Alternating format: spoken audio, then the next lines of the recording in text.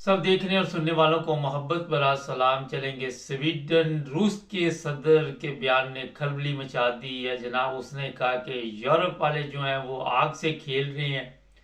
अब्दुल कयूम साहब, ये तो काफी हालात खराब होते जा रहे हैं। बहुत खतरनाक है मवाल साहब। ये तो जिस तरह हालात अभी चल रहे हैं, और अगर और किसी मुल्क ने मदाखलत कर दी रशिया में, तो फिर थर्ड वर्ल्ड वार 100% हो जाएगी फिर। क्योंकि रशिया ने कल भी वार्निंग दी है, पुतिन ने भी दी है कि ये मत सोचे कि रशिया जो है वो एक कमजोर मुल्क है। रशिया पूरी दुनिया को तबाह कर सकता है, पूरी दुनिया को। मेरे हम्म। पास इतने एटमी हथियार है कि दुनिया में घास भी नहीं उगेगा, ये उसका बयान है। तो ये जो अभी इन्होंने उसके एक छोटे से एरिया पे कब्जा किया, वो प्लान्ड, एक वेल प्लान तरीके से हुआ, क्योंकि उसमें बड़े बड़े इनके सबके टैंक्स इस्तेमाल हुए, यूरोप के और अमेरिका के चीजें इस्तेमाल हुई, और जगह ढूंढी गई कहाँ से कमजोरी है इनमें, वहां अटैक कर दिया गया। तो रशिया इसको ले रहे हैं कि सेकंड वर्ल्ड वार के बाद ये पहला अटैक है हमारे ऊपर। और हमने सेकंड वर्ल्ड वार में, मुबारक साहब को पता ही है कि सेकंड वर्ल्ड वार में रशिया ने ही जर्मनी के ऊपर कब्जा किया था। फर्स्ट बर्लिन इसने कब्जा किया था, जी। बाद में दूसरे इधर से घूम घाम के आए थे। तो जी। उसने बोला कि उस वक्त भी हमने करोड़ों दुनिया मरवा के हम पीछे नहीं हटे थे, तो अभी तो रशिया बहुत स्ट्रांग मुल्क है, हम्म। तो इसको तो नहीं छोड़ूंगा। एक तो उसका ये बयान बार बार है कि मैं यूक्रेन को कभी भी नहीं छोड़ने वाला, इसको एक ऐसी सजा दूंगा कि हिस्ट्री में याद रखेंगे ये लोग। तो उससे वो अभी रोज जो बमबारी हो रही है, जो रशिया बमबारी कर रहा है पूरे, इसने यूक्रेन के ऊपर बमबारी की है, कोई शहर नहीं छोड़ा है।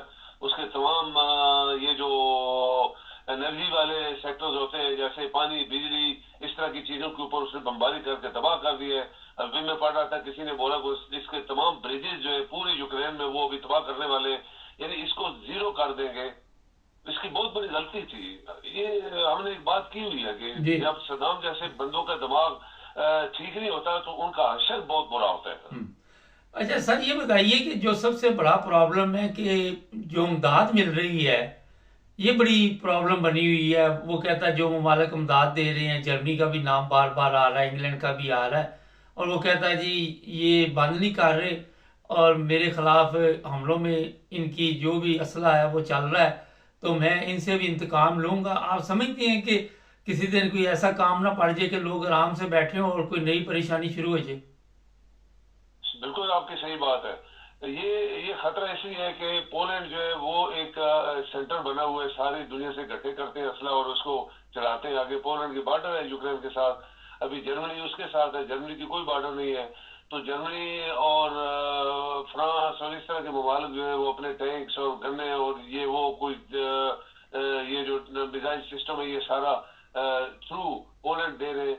तो पुतिन ने धमकी मारी है जर्मनी को भी, इस पोलैंड को भी, कि मैं तुम्हें छोड़ने वाला नहीं हूँ। ये मत समझो कि हमें पता नहीं है, हमें सब कुछ पता है क्या हो रहा है वहां पे, और सबको निबड़ लूंगा मैं। उसने ये भी बोला मैं सबको निबड़ लूंगा। अभी अभी खबर ये थी कि यूरोपियन यूनियन के, आपको पता है, दो चार ममालिक के अलावा बाकी ममालिक कभी भी रशिया के साथ जंग नहीं करने वाले। जी। रशिया बड़ा मुल्क है, बड़े बड़े तबसरा नगारों ने बोला कि रशिया के साथ तो अमेरिका भी जंग नहीं करेगा। वो चूंकि दूर बैठा है, उसको पता है मुझे कुछ नहीं होने वाला, तो इनको पंप करता जा रहा है, तुम आगे जाओ मार खाओ।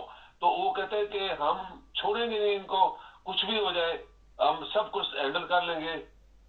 और अभी यूरोपियन यूनियन ने सुबह सुबह जो मीडिया में खबर आई है कि उन्होंने बोला कि हम सारा असला जो है इसको यूक्रेन को बंद करने वाले हैं। अच्छा, अगर ये असला बंद कर देते तो आप समझ रहे हैं कि कोई यूक्रेन उसके सामने खड़ा रह पाएगा? इसको जरा रिपीट करें मुबारक साहब। मैंने कहा अगर यूरोप वाले असला नहीं देते तो फिर क्या करेगा यूक्रेन?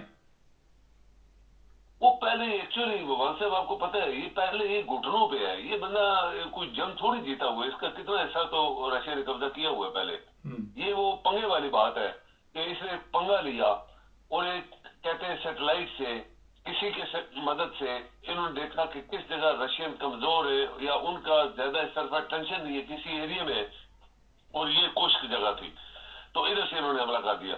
अभी लाजमी बात है, जो आदमी सोया होता है उसके ऊपर आप चढ़ गए तो आप उसको मारेंगे, लेकिन जब वो जागेगा तो फिर जो वापस आएंगे कुछ जो पंजाबी में कहते हैं, वो आपको लगेंगे। हम्म। तो रशिया तो वैसे भी बड़ी ताकत वाला है, तो उसने तुमको इतना मारा है, इतना मारा है, इतना मारा है कि आप हम यकीन नहीं कर सकते जो मीडिया बता रहा है। सर थोड़ा सा ईरान इसराइल के बारे में बात करें कि 50-60 हज़ार लोग वहाँ पे अभी तक ज़िंदगी की बाजी हार चुके हैं, हो सकता है 80 हज़ार हो, हमें तो मुकम्मल पता नहीं है।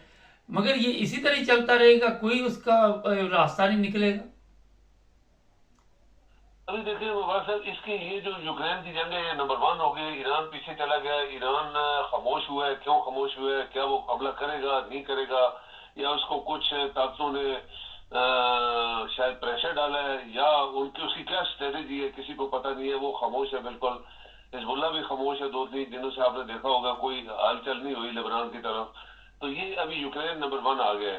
तो यूक्रेन के लिए रशियंस ने बड़ी, उन्होंने हर वो हथियार इस्तेमाल किए। कल मैं एक बहुत बड़े अंग्रेज तबसरे मिजाज की बातें सुन रहा था सारी। तो उसने बोला कि रशिया के पास जितने हथियार है उसने सब इस्तेमाल किए और उसको चेक किया है कि ये कितनी लेवल तक इनकी है, वो क्रेडिबिलिटी है। बम भी इस्तेमाल किए, जहाज भी इस्तेमाल किए, मिसाइल भी इस्तेमाल किए, लेटेस्ट मिसाइल भी इस्तेमाल किया, 500 किलो वाला भी इस्तेमाल किया है। तो ये इतनी बड़ी सजा यूक्रेन एक्सेप्ट किधर बर्दाश्त कर सकता है? तो बड़े बड़े मुल्क नहीं कर सकते। लेकिन इसने चूंकि पंगा लिया है, तो पंगे का मतलब है कि प्यूटन ने ये बोला कि हम अपने दुश्मनों के एजेंट को उसके मुल्क के अंदर ही सजा देंगे। यानी यूक्रेन दूसरों का एजेंट बना हमारे खिलाफ, तो हम उसको मुल्क के अंदर ही सजा देंगे ताकि दूसरों के लिए नसीहत हो जाए कि हम इसको डिफीट करेंगे। और इसको, उसका जो पॉइंट ऑफ व्यू था ये कि हम पूरी यूक्रेन पे कब्जा करेंगे। बहुत शुक्रिया सर। Ji thank you.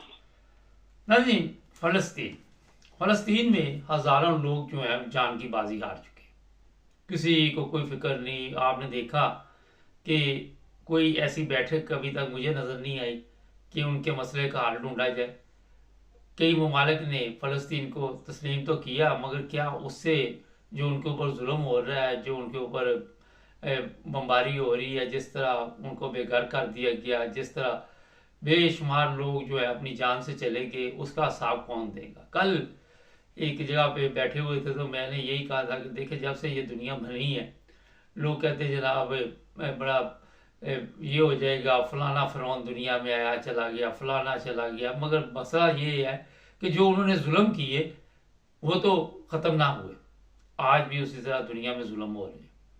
कहीं भी आप देख लें, ताकतवर जो है वो ताकतवर का साथ देते हैं, कमज़ोर का साथ नहीं देते। अदल का दूर दूर तक नामो निशान नहीं। कई मुल्क जो है उनको बर्बाद कर दिया, गलत प्रोपोगंडा करके, गलत, आप सबके इल्म में। लेकिन कभी किसी को कोई ऐसी सजा नहीं मिली जिससे कोई इबरत हासिल करता। यह है, सबके इल्म में है। बोस्निया का मेरा ख्याल ज़्यादा देर नहीं गुजरी जंग के जो हालात थे वहाँ पे। फिर और भी ममालिक है, ईरान, इराक, शाम, दूसरे लिबिया वगैरह। तो दुनिया का सिस्टम ऐसे ही चलता रहेगा। जालिम जो है वो जुल्म करता रहेगा, मगर रोकने वाला कोई नहीं है।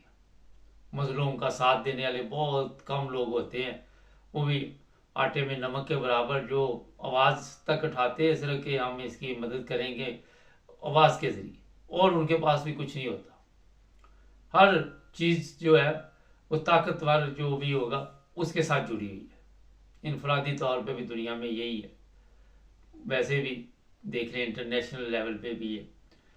अब जो फ़लस्तीनी है वो किस हाल में है, आहिस्ता आहिस्ता लोगों को कोई दिलचस्पी ख़त्म होती जा रही है। किसी को दिलचस्पी नहीं है कि उनके ऊपर क्या हो रहा है। बस हमारी तरफ से कोई बयानात आ जाते हैं, जनाब हमने ये कर दिया, वो कर दिया, मगर अंदर की बात अब जो आहिस्ता आहिस्ता आप देख रहे हैं कोई बाहर नहीं आ रहा। चैनल जब तक अदल नहीं होगा, सिस्टम नहीं चलेगा। चैनल को सब्सक्राइब करें, जुड़े रहे हमारे साथ।